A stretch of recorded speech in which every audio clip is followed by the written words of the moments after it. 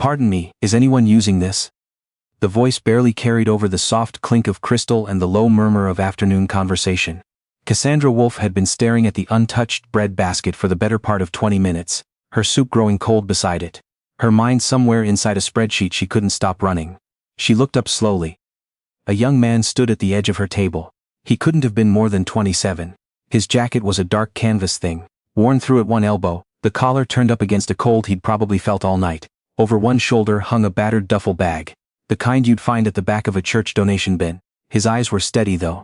Not desperate the way she'd expected, just very tired, and very careful. The way people's eyes get when they've learned to read a room in under 3 seconds and act accordingly. He was pointing at the bread basket. I haven't eaten today, he said quietly. I saw you hadn't touched it. I'm sorry for bothering you. The Garrison Club's dining room had 40 tables, every one of them occupied by someone who managed something. Portfolios, boards, foundation committees. The room went subtly quiet in the way expensive rooms do when something disrupts the expected order of things. A woman 2 tables over set down her fork. A man in a charcoal suit near the window stopped mid-sentence. The club manager, a precise man named Stuart Renshaw, was already moving across the floor. Cassandra raised one hand. Renshaw stopped. She looked at the young man. Then she looked at the bread basket. Then she pulled out the chair across from her and said, "Sit down, I'll have them bring soup." His name was Joel Straker. She learned that much before the soup arrived. He told her his name the way people do when they're half convinced. The other person is going to change their mind any second. Quickly, so at least they got that much out before the moment collapsed. Renshaw appeared at her elbow. "Mrs. Wolfe," he said, pitched low and careful.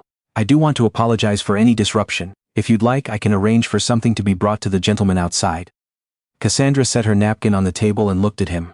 "What I'd like," she said, "is a second bowl of the potato leek. And more bread." She paused. "And perhaps you could explain to me which disruption you mean. The hungry young man or the fact that your dining room just watched a table full of people decide he doesn't belong here?" Renshaw's expression held for a moment, then rearranged itself into something professionally neutral. He left. Joel watched all of it. He hadn't touched the water glass yet. "You don't have to do this," he said. "I know," Cassandra said. "Eat."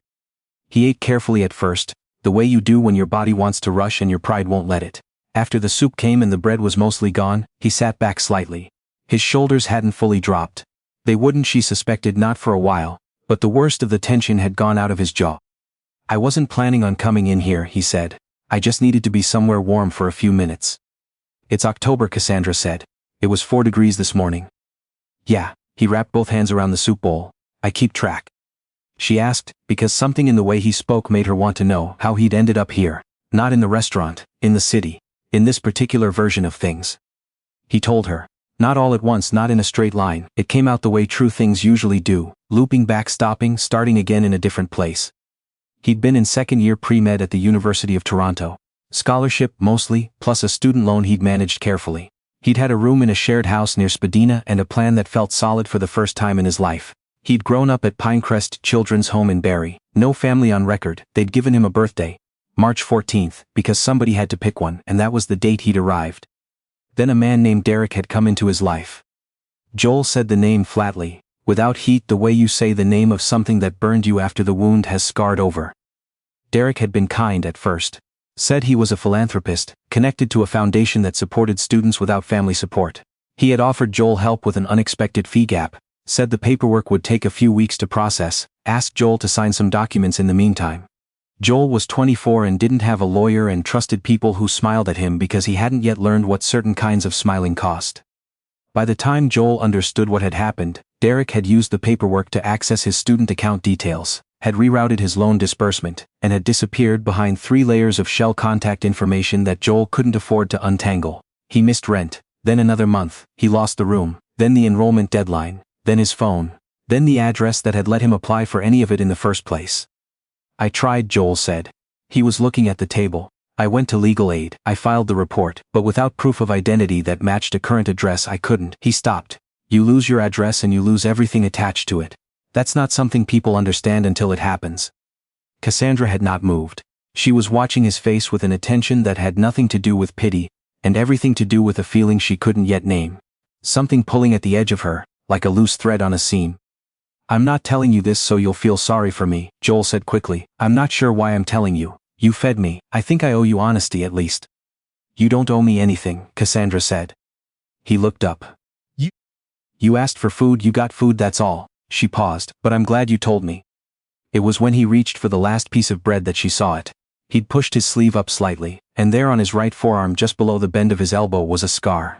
Small, curved, almost crescent-shaped, pale against the inside of his arm.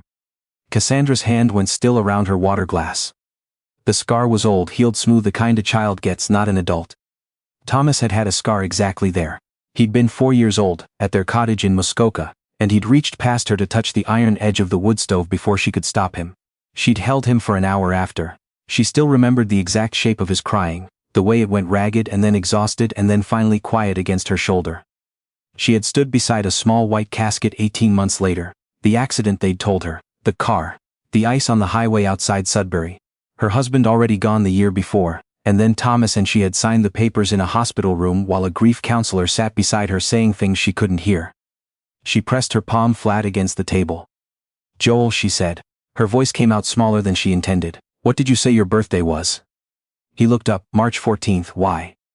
The room tilted slightly. Not enough for anyone else to notice. March 14th. Thomas had been born on March 14th. She made herself breathe. She made herself look at his face again, really look. The shape of his brow. The way he held his expression when he was uncertain. The particular set of his mouth that she had always thought was her husband's, until her husband was gone and she realized it might have been her own, reflected back in miniature. She could be wrong. She was almost certainly wrong. Grief made patterns where there were none. She knew that. She had known it for 22 years, the particular madness of looking for a dead child in every young man on the street. But the scar was there. And the birthday was right. And he had said Pinecrest Children's Home in Barrie, 60 kilometers from Sudbury where the hospital had been. "I need to ask you something," Cassandra said carefully. "And I need you to understand I'm not asking to alarm you. I'm asking because," she stopped. "Do you know anything about the hospital where you were born? Anything they told you at Pinecrest?" Joel set down his spoon, his eyes had changed, careful again the way they'd been at the beginning. "They said North Memorial in Sudbury, why?" Cassandra closed her eyes for 1 second. North Memorial, where Thomas had been brought after the accident, where she had been told he hadn't survived. She opened her eyes. "Would you let me help you tonight? A room, a safe one, no conditions." He studied her for a long time, long enough that she respected him for it. "Why?" he asked. She could have told him everything right there. The scar, the birthday, the hospital, the shape of a grief she had carried for 2 decades. But she understood what a wrong word could do to someone who had spent their whole life being handed false hope before the door swung shut again. "Because," she said, "I think you may have been failed by someone I know. And if I'm right, I owe you a great deal more than soup." He checked into the hotel 2 floors below her suite. She went upstairs and called Hadley, her attorney, at 11 o'clock at night. Hadley answered on the second ring because that was what Cassandra paid her to do. By morning, Hadley had pulled the North Memorial records from 2002. By noon, the name on the transfer paperwork from the hospital to Pinecrest Children's Home had made Cassandra grip the edge of her desk with both hands. Derek Wolfe. Her late husband's younger brother. The man who had sat with her at the funeral. Who had handled part of the estate in the years after, specifically the trust that had been set aside for Thomas. A trust that reverted to family management in the event of Thomas's death, and that Derek had been drawing from for 22 years. The man who had found Joel Straker at 24 years old, who had somehow known, or suspected, that the boy existed, and had acted quickly enough to strip him of every tool he might have used to look for the truth. She called Hadley back at 2 in the afternoon. "I need a DNA test arranged," she said, "today quietly. And I need everything you can find on a trust disbursement that Derek Wolfe has been administering since November 2002. The test results came back in 72 hours. Cassandra was alone in her office when Hadley arrived in person, which told her everything before the envelope was opened. She read the words once. Then she set the paper down, pressed both hands over her face, and made a sound she hadn't made in 22 years. The sound of something breaking open that had been held closed for too long. Joel was watching television in his hotel room when she knocked. He answered the door in the same worn jacket, as though he'd slept in it, and couldn't quite believe he was allowed to take it off. She didn't have a speech prepared. She'd tried to write one and couldn't finish it. "I had a son," she said. "His name was Thomas. I was told he died in 2002. He was 5 years old." She held out the paper with both hands the way you hold something you've been waiting 22 years to hand someone. "The DNA test came back this morning. You are my son." He didn't move for a long moment. His eyes went to the paper, then to her face, then to the scar on his own arm, as though he'd always known it meant something, and had just been waiting for someone to tell him what. Then his knees went. She caught him before he reached the floor, both arms around him, and he grabbed her jacket the way a child grabs something they've stopped believing in and can't let go of now that it's real. They told me nobody wanted me, he said into her shoulder. It came out broken and 20 years old. They lied, she said. Her voice was steady only because she refused to let it be anything else. Not yet. I looked for you every day I was told you were gone. I used to think. I made up stories. I know, she said, though she didn't, not the specific ones, but she had made up her own version for 22 years. The version where the accident hadn't happened. The version where she had Thomas back. Tell me all of them. Later, we have time. He held on tighter. Derek Wolfe was arrested 11 days later. Hadley had worked quickly, and the RCMP investigator assigned to the case had worked quicker. The evidence was cleaner than anyone had expected. Derek had been sloppy in the early years, certain the secret would stay buried. There were 2 bribed hospital administrators. A falsified death certificate, with a file number that didn't match the registry. A transfer document to Pinecrest that bore Derek's signature. And 22 years of trust fund withdrawals that had never been reported to any estate oversight body. He was charged with fraud, falsification of records, and unlawful confinement of a minor. He did not look like the man who had sat across from Cassandra at Thomas's funeral when they led him out of the courthouse. He looked smaller than she remembered, ordinary, the kind of person who did devastating things because he was greedy and patient and counted on no one looking carefully enough. Joel stood beside Cassandra on the courthouse steps afterward, his collar turned up against the November wind coming off the lake.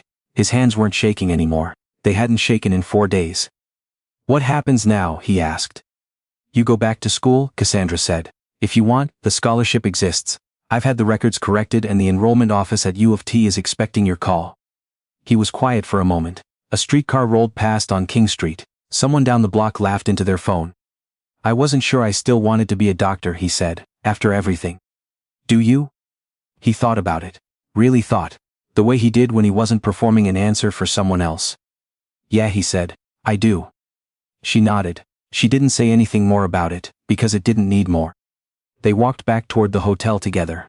His duffel bag was still upstairs, shoved in the corner of the closet where he'd dropped it the first night and not touched since. She'd noticed that. The fact that he'd stopped needing to keep it within reach, stopped needing to know exactly where it was at every moment. The way you stop guarding the one thing you have when you start to believe you might have more. She didn't mention it. Some things didn't need to be said to be understood. 6 months later, Joel Straker walked into his first day of second-year pre-med carrying a new bag. A navy backpack, unremarkable, the kind any student at the University of Toronto might carry. He had the same careful eyes and the same steady hands that had always been his, and a name he'd been born with that he was only now learning to wear. Cassandra was at a board meeting in Calgary that morning. She checked her phone under the table when his message came in. First lecture. The professor said something actually interesting. Thought you should know. She read it twice. Then she set the phone face down on the boardroom table and looked at nothing in particular. For a moment, her expression unreadable to anyone who didn't know her well enough to see what was happening behind it. Then she picked up her pen and went back to work, carrying something lighter than she had carried in 22 years.